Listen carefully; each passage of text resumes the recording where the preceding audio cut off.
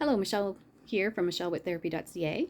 One of the great conversations I've had with a client too who has ADHD is how much it's not considered in certain things. Like we started talking about how we react very differently in certain situations. And this one client happens to be in the first responder population.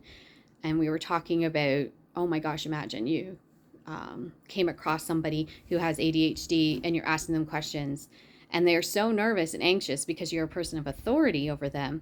What would you tend to do? Was sort of like the questions we were kind of exploring a bit. And really what we kind of came up with is, well, if you haven't been working on your ADHD, you're going to people please. You're going to read facial expressions and behaviors, and you're going to agree to things that maybe you shouldn't be agreeing to, or stating things that happen that don't match the specific timeline of the incident because we're time blind and we kind of live in this fluidity of time. That asking me where were you at 10 a.m. is just sort of like, unless I had an appointment to meet someone, I have no idea what time that was, unless that was the time I got up and it's like very distinct in my kind of timeline of my day. It's not something that I'm going to be able to kind of retrieve the memory of, or I'm going to have to tell you the whole story of my day and hopefully we hit on the point you want, which not a lot of people have patience for that.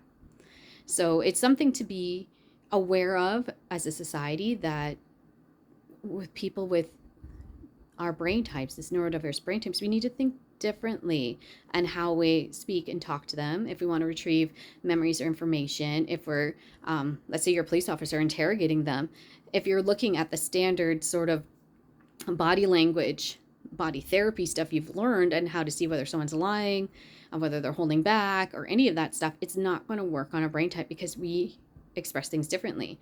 If I'm telling you something and you tell me you don't believe me, I'm shutting down.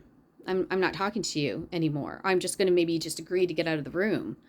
And now I've agreed, or my behavior is showing that to you that I'm guilty or that I did something when that could be completely wrong. But I'm so overwhelmed with the situation and I need to move around, but I'm not allowed to move around. Now I'm looking even worse, right? And so bringing some more understanding on how our brain reacts to certain things, I think would be really, really enlightening and helpful. And it'd be interesting to see how many people are incarcerated right now who have ADHD and whether that was an impact on them being there. I know I watched a great webinar from the Attitude site where a woman was talking about specifically the Black population and the large amount of people within that population who have ADHD who are never treated for it due to lack of access or the weird not belief that it exists for them, and how that impulse control has gotten them in trouble, and then they end up in prison, or they end up in bad situations, bad decisions, or they end up there because they just agreed to things during the interrogation and were found guilty and they actually didn't do anything. So it's just kind of like a thought I wanted to throw out into the world to kind of think about, that maybe there's some changes that need to be made in a lot of these areas. Okay.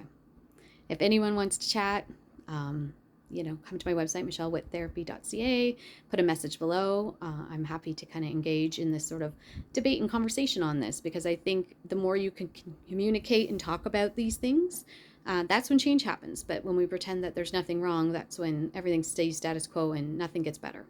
So I'd like to open up these conversations. Okay, have a wonderful day. Bye-bye.